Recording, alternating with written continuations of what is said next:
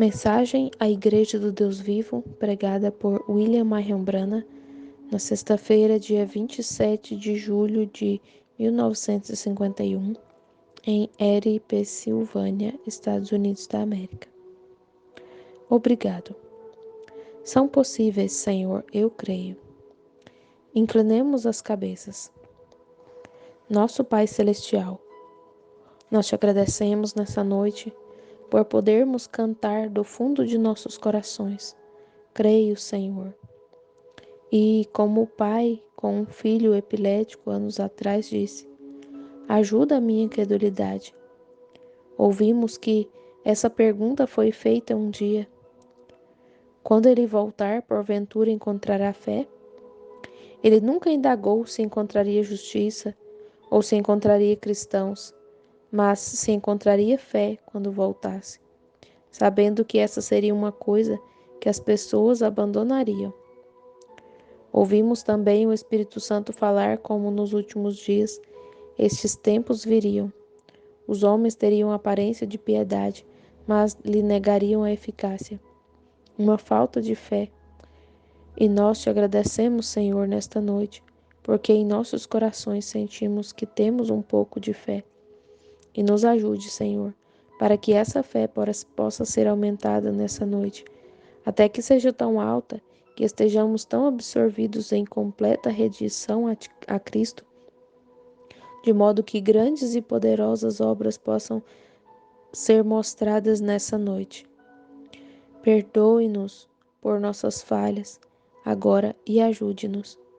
Que o Espírito Santo, agora mesmo, o grande agente de Deus aqui na terra, buscando uma noiva para o Senhor Jesus, que Ele possa visitar nessa noite cada coração aqui, de uma maneira especial, pois pedimos no nome do amado Filho de Deus, Jesus Cristo. Amém. Podem se assentar. Bem, não sou tão alto quanto o irmão Baxter, e isso me faz...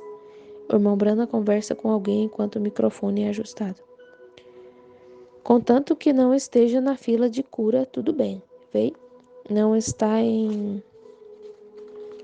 Estamos realmente felizes pelo privilégio de estar aqui nessa noite para representar nosso Senhor e Salvador Jesus Cristo. Confiamos que a reunião será bem sucedida, isso é, que as pessoas possam ter grande fé em Deus. De outra forma, nossa reunião não será bem sucedida. Temos mais 2 noites restantes nesses cultos e confiamos que será um grande sucesso para todos vocês. E agora, cada um de vocês está consciente do fato de que sem fé é impossível agradar a Deus. Pois aquele que vem a Deus deve crer que Ele existe e que é galardoador daqueles que diligentemente o buscam. E que nessa noite, enquanto estamos esperando nele por suas bênçãos, que Ele acrescente graça sobre graça para nós. O Sr. Baxter, assim que cheguei, ouvi-o pregando e ele tinha um sermão muito poderoso, pelo qual estou muito agradecido. É sempre a pregação da palavra que produz os resultados de uma grande reunião, porque a fé vem pelo ouvir e o ouvir pela palavra de Deus. Nas sombras deste culto noturno, desejo ler um pouco da palavra de Deus, para que possa a leitura da palavra trazer fé. Pois minhas palavras, como as de todos os outros homens, podem falhar, mas a palavra de Deus não pode falhar porque foi escrita por Deus. E vocês que têm suas Bíblias e desejam abrir nessa porção da Escritura, ela é encontrada no capítulo 5 do livro de São João. Desejo ler uma parte deste capítulo antes do culto da noite. E então chamaremos a fila de oração depois de alguns comentários. Talvez um testemunho de algo que o nosso Senhor tem feito por nós. Pelo que entendo, o Sr. Baxter, na primeira parte das reuniões, dá os testemunhos do que acontece durante esses cultos. E às vezes eu conto alguma coisa que Deus fez no passado. A leitura da palavra agora, por favor.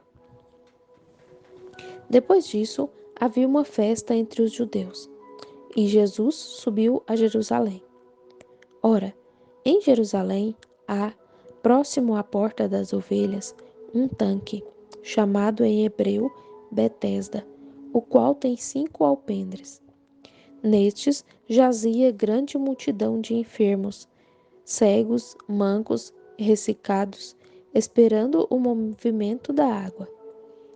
Porquanto um anjo descia em certo tempo ao tanque e agitava a água, e o primeiro que ali descia, depois do movimento da água, sarava de qualquer enfermidade que tivesse. E estava ali um homem que havia 38 anos se achava enfermo. E Jesus, vendo este deitado, e sabendo que estava neste estado havia muito tempo, disse-lhe: Queres ficar são? O enfermo respondeu-lhe: Senhor, não tenho homem algum que, quando a água é agitada, me ponha no tanque, mas, enquanto eu vou, desce outro antes de mim. Jesus disse-lhe: Levanta-te, toma o teu leito e anda. Logo aquele homem ficou são, e tomou o seu leito e andava. E aquele dia era sábado. João capítulo 5, versículos 1 ao 9.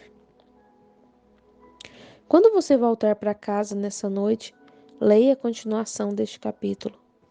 Desejo ler os versículos 19 e 20 apenas para economizar tempo, porque meu tempo para falar esta noite está quase acabando. Mas Jesus respondeu e disse-lhes: na verdade vos digo que o filho por si mesmo não pode fazer coisa alguma, se o não vir fazer o pai, porque tudo quanto ele faz, o filho o faz igualmente. Porque o pai ama o filho e mostra-lhe tudo o que faz, e ele lhe mostrará maiores obras do que estas, para que vos maravilheis. Foi quando os judeus o interrogaram: Poderia você imaginar, nos dias bíblicos do Filho de Deus, ele passando pelas ruas da cidade, como seu coração se comovia pelos doentes e sofredores? E ao chegar a esse lugar famoso, chamado na língua hebraica de Betesda, porque tinha 5 alpendres, era no mercado de ovelhas, onde eles traziam as ovelhas por este portão. E havia naquela época mais ou menos um fenômeno que as pessoas criam que havia um anjo que descia do céu em certas épocas e agitava as águas. Agora, vivendo aqui perto deste lindo lago Erie, a maioria de vocês sabe o que é uma água turbulenta. É uma água que está... A corrente se move em uma direção e as ondas se movem em outra direção, o que faz com que a água se divida, tornando a água muito perigosa para os barqueiros. E esse tanque, onde lavavam as ovelhas, era apenas um tanque redondo, talvez do tamanho deste edifício. E ali, em certas ocasiões, a água se dividia. E foi dito por alguém que havia um anjo que dividia a água, ou que a agitava. É claro, para algumas pessoas era só uma superstição. Não estava escrito nas Escrituras que Deus faria algo assim. Então, muitas pessoas não criam, mas para muitas pessoas eles criam que era verdade porque produzia resultados. Para a primeira pessoa que entrasse na água, tendo alguma doença, com fé, o anjo, a virtude da água, os fenômenos dela, a água dividida, que muitos achavam que era só o vento circulando ao redor do muro, que havia um muro ao redor do tanque. E de certa forma a corrente podia estar fluindo da água que entrava e o vento a trazia de volta, fazendo com que a água se dividisse. Mas o estranho era que quando a pessoa que tinha fé entrava no tanque, a divisão da água cessava e essa pessoa ficava curada de qualquer doença. Pois bem, isso era uma coisa muito estranha, mas eles podiam ver os resultados do que o tanque fazia. Eles podiam ver os resultados que eram trazidos para a pessoa. Então eles criam que Deus enviava um anjo. E agora, como está escrito nas Escrituras, nós, os cristãos, cremos que era um anjo, porque a Bíblia diz que era um anjo. A Bíblia, naquele tempo, este Novo Testamento, não havia sido escrito. Eles somente andavam com passos de fé, como fazemos hoje, andando em outra era, passos de fé. Mas quando o nosso Mestre veio, Ele foi o meio provido por Deus para a cura dos corpos enfermos. Deus tem estações, e ele havia feito provisões para aquela geração.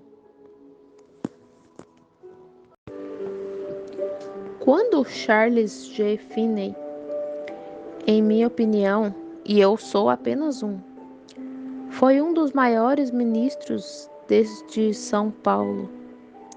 Ele afirmou haver ganhado 1 milhão de almas para Cristo.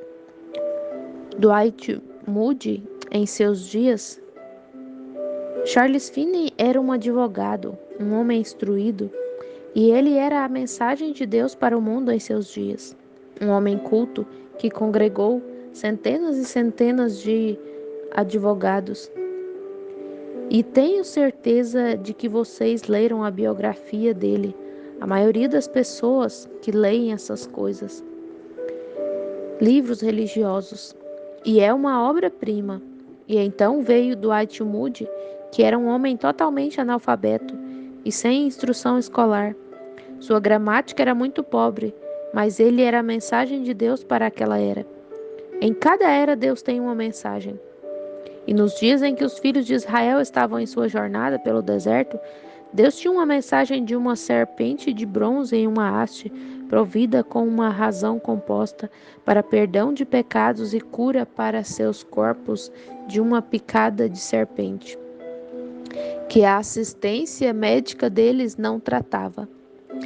E Moisés era instruído em toda a sabedoria dos egípcios, que eram médicos muito inteligentes e astutos, mas seus remédios não ajudaram neste tipo de picada de serpente.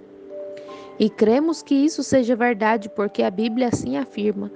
E ele levantou uma serpente de bronze, e as pessoas não tinham nada a fazer, a não ser olhar para aquela serpente de bronze e crer que era a cura de Deus para os seus pecados, por terem rejeitado o servo de Deus e por murmurar contra ele, e para a cura da picada de serpente.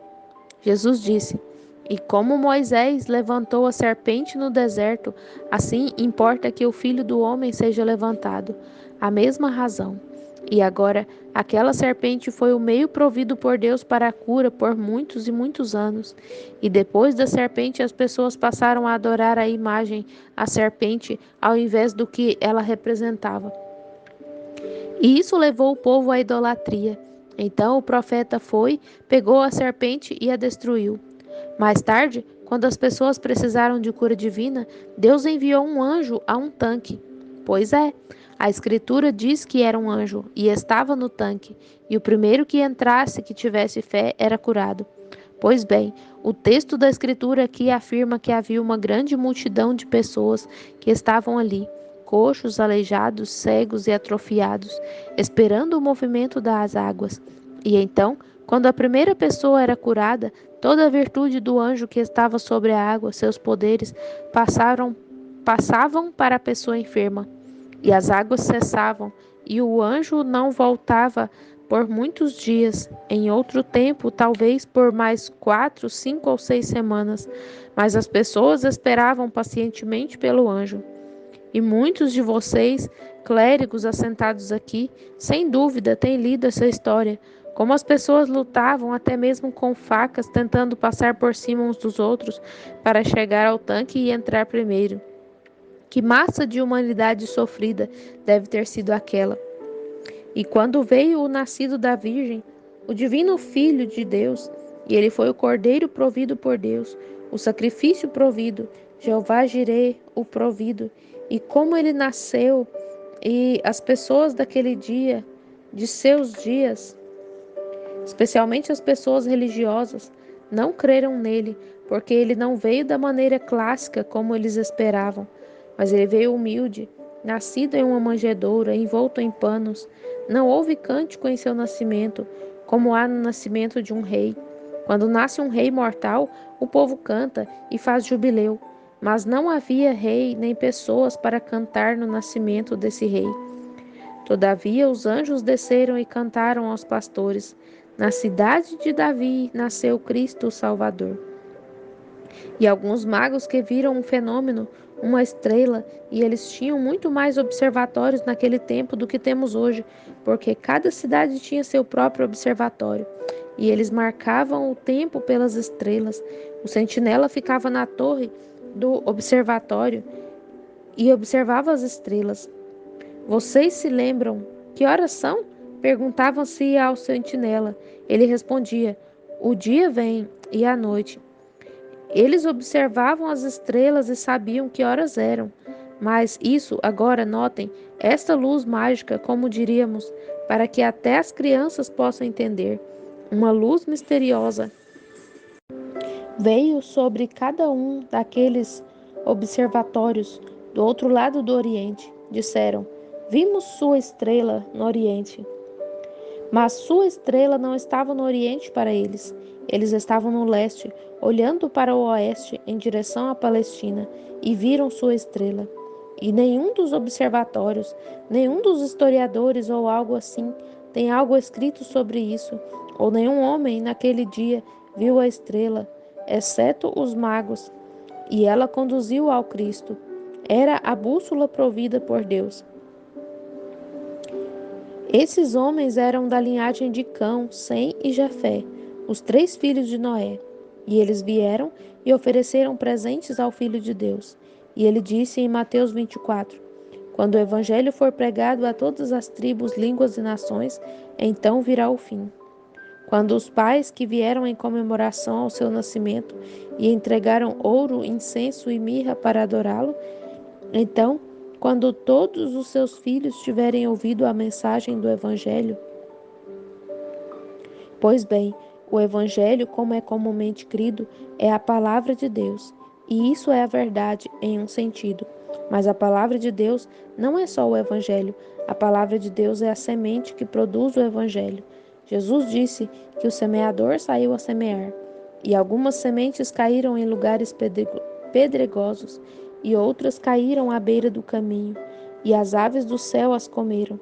Algumas caíram em terreno espinhoso, já outras produziram 100 vezes mais. Agora, a semente, vocês aqui que são agricultores, cada semente produzirá se estiver no tipo certo de terreno, e cada promessa de Deus na Bíblia produzirá se for recebida no tipo certo de coração. Produzirá a promessa. Se você tem necessidade de salvação, creia que Ele o salva e aceite sua morte sacrificial, e você receberá o que pediu. Se você está cansado e deprimido e sente que todos estão contra você, vinde a mim, todos os que estáis cansados e oprimidos, e eu vos aliviarei. Isso é uma semente. Aceite-a, e se você estiver doente, ele foi ferido por nossas transgressões, e pelas suas pisaduras fomos sarados. Aceite-a. É uma semente. Produzirá.